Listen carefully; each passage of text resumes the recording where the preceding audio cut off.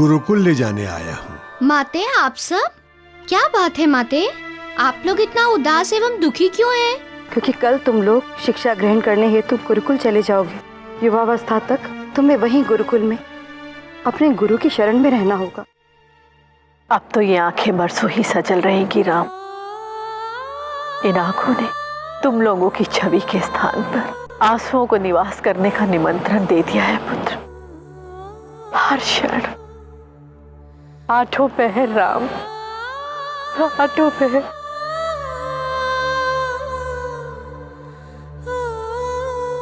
सादर प्रणाम माताओं। आप लोगों की मन की व्यथा को मैं भली भांति समझ रहा हूँ। मुझे ज्ञात है कि ममता के कोमल हृदय पर पुत्र विछोह के शिला का बोझ कितना असहनीय होता है। इस पीड़ा का अनुभव मुझे तब हुआ था माताओं, जब मैं अपनी माता को छोड़कर गुरुकुल हेतु प्रस्थान कर रहा था।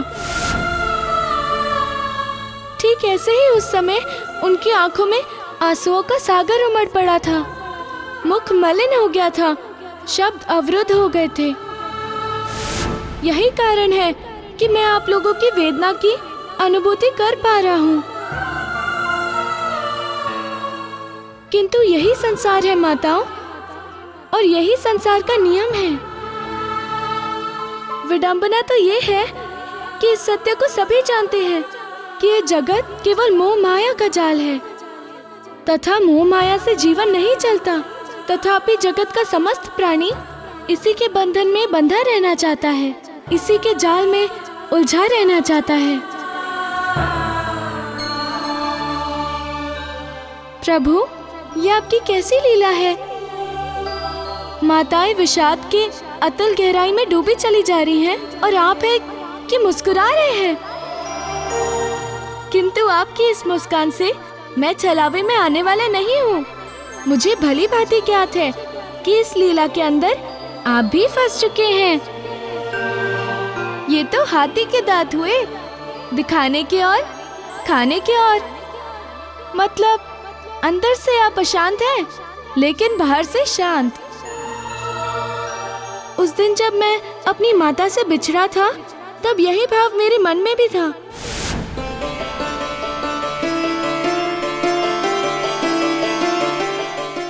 वैसे मेरे हृदय में भी ये भाव उत्पन्न होना स्वाभाविक था प्रभु, कारण मेरे जीवन में भी माता का स्नेह प्राप्त होना प्रथम बार था प्रभु।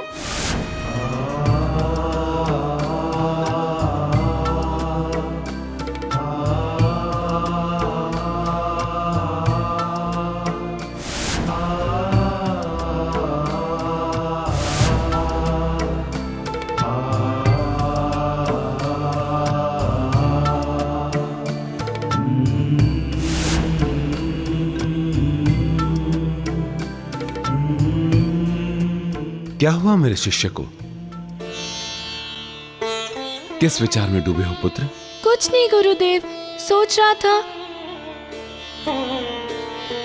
कि शिक्षा का नियम भी कितना कठोर और निराला है। शिक्षार्थी की इच्छा हो अथवा अनिच्छा, उसे शिक्षा हेतु गृह, परिवार, संबंध, संबंधी सब त्यागना पड़ता है। मोह, माया, प्रेम, स्नेह सबका परित्याग करना पड़ता है। एक विद्यार्थी कितनी कठोर साधना करता है गुरुदेव। सांसारिक संबंधों से पृथक, परित्यक्त, एक वीतरागी का जीवन जीता है। वो निरीह। यही संसार की परंपरा तथा एक विद्यार्थी हेतु नियम है पुत्र। मन में उठने वाली भावनाएं भटकाव का कारण होती है मारुति, और भटकाव की धारा अत्यंत तीव्र होती है। उसकी धारा में फंस गया व्यक्ति अपने जीवन के उद्देश्य से भटक जाता है, वो कदापि उसे प्राप्त नहीं कर पाता। अतः भावनाओं पर अंकुश लगाना, उसे नियंत्रित कर उसकी दिशा को बदलना आवश्यक है।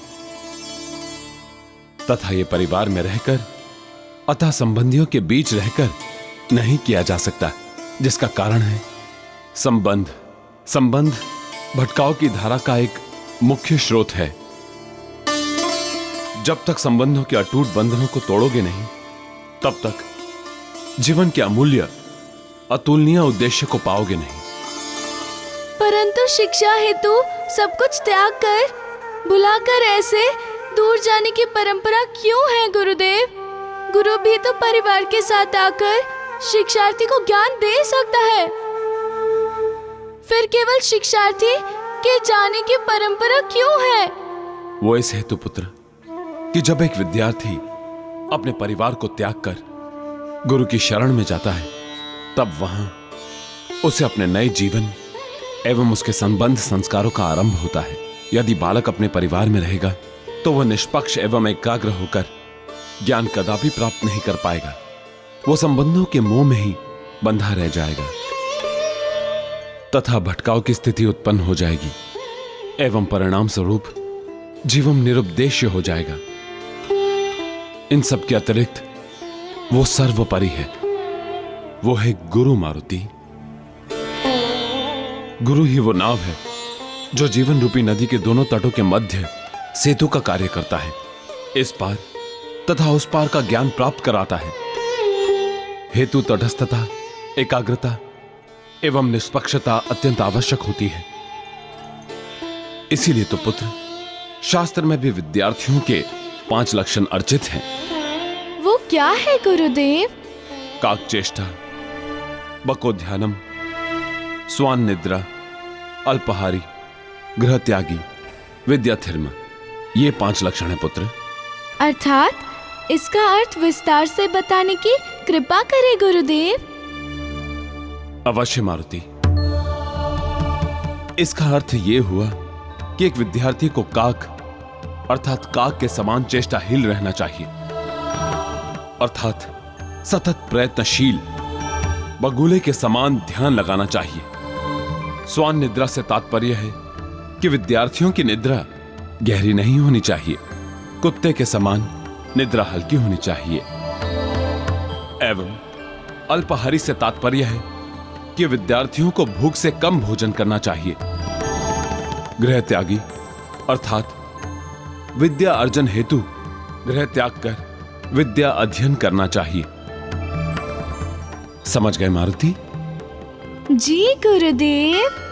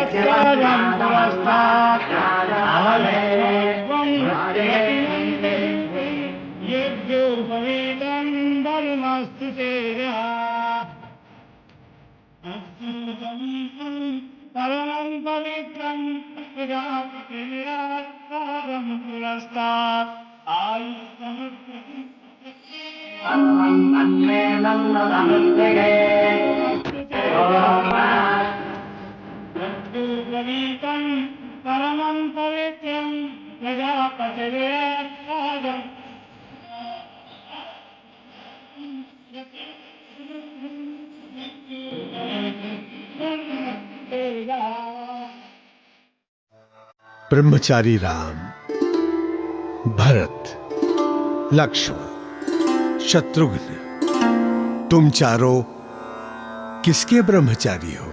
आपके गुरुदेव। नहीं, सर्वप्रथम तुम परमपिता ब्रह्मा के ब्रह्मचारी हो।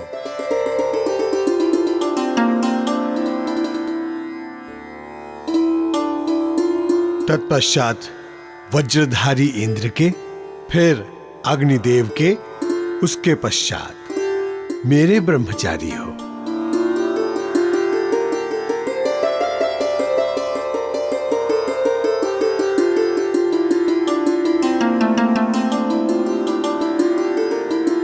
हे सूर्यदेव, मैं आपको साक्षी मानकर इन चारों को अपना शिष्य हृदय से स्वीकार करता हूं।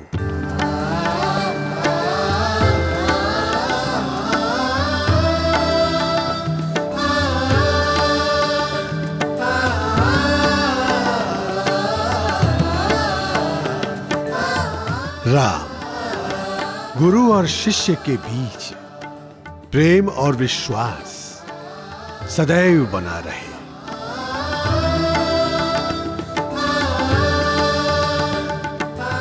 मेरे जो उत्तम गुण हैं, तुम चारों सदैव उन्हीं को स्वीकार करना, और जो मेरे अवगुण हैं, उनका तिरस्कार करना। उन्हें अपने जीवन में कभी स्वीकार मत करना, समझ गए? अब आप चारों मेरा प्रथम उपदेश ग्रहण करो। सत्यम वद, धर्मम चर, मातृदेवो भव, पितृदेवो भव, आचार्य देवो भव। अब तुम चारों मेरे साथ इस मूल मंत्र का उच्चारण करो।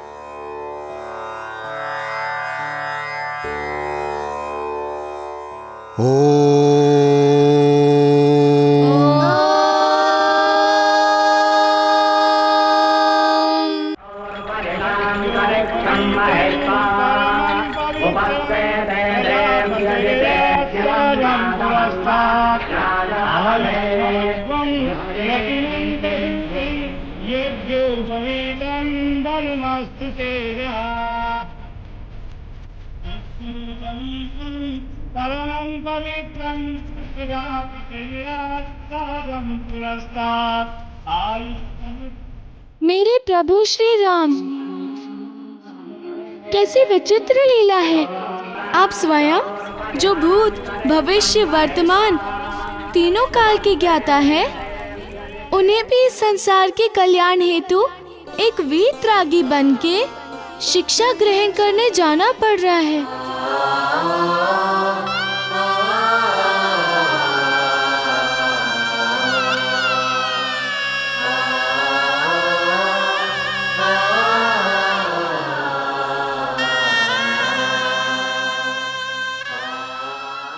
शिष्यों, एक अत्यंत महत्वपूर्ण कार्य शेष रह गया है। आदेश करें गुरुदेव।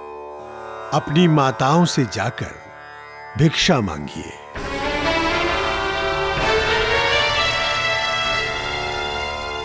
भिक्षा मांगने का तात्पर्य यह है कि आज से इस महल को त्यागने के पश्चात आपको भिक्षा पर ही जीवन यापन करना होगा।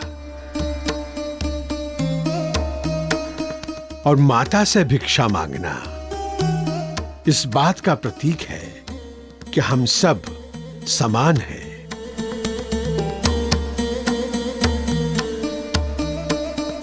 और शिष्यों, भिक्षा मांगने की क्रिया से, भिक्षा मांगने के मार्ग से हृदय में उत्पन्न होने वाले संकोच और ग्लानि के भाव दोनों समाप्त हो जाते हैं, और तत्पश्चात अंतर भी मिट जाता है कि कौन अपना है और कौन पराया।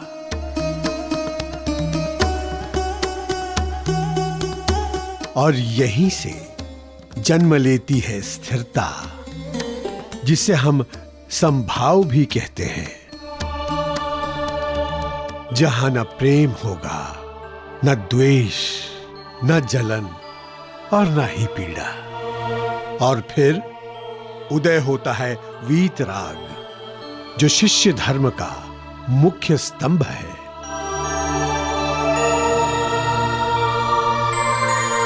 भिक्षाटन ब्रह्मचर्य आश्रम का एक महत्वपूर्ण भाग है। शिष्यों, गुरुकुल परंपरा में भिक्षाटन अनुशासन, विनम्रता और संयम की प्रथम शिक्षा होती है। सो शिष्यों, जाओ अब जाकर अपनी माताओं से भिक्षा मांगो। जाओ।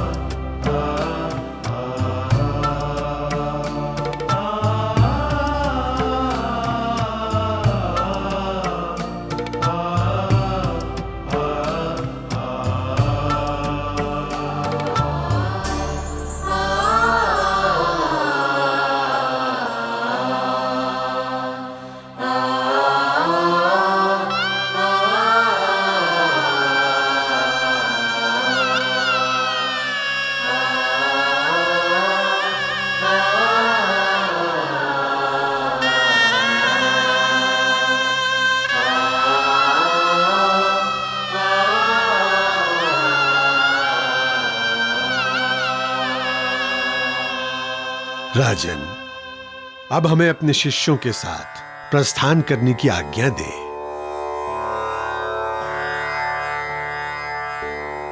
कल्याणमस्तु।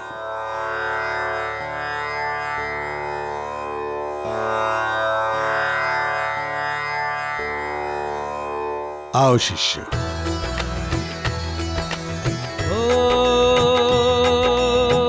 राम भरत लक्ष्मण शत्रुघ्न त्याग चले महलों का जीवन।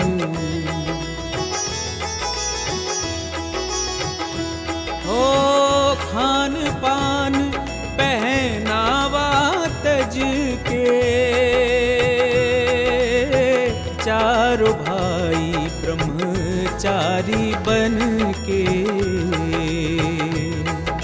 मोह त्याग के माता पिता के जाते संग गुरु वशिष्ठ के। मोह त्याग के माता पिता के जाते संग गुरु वशिष्ठ के।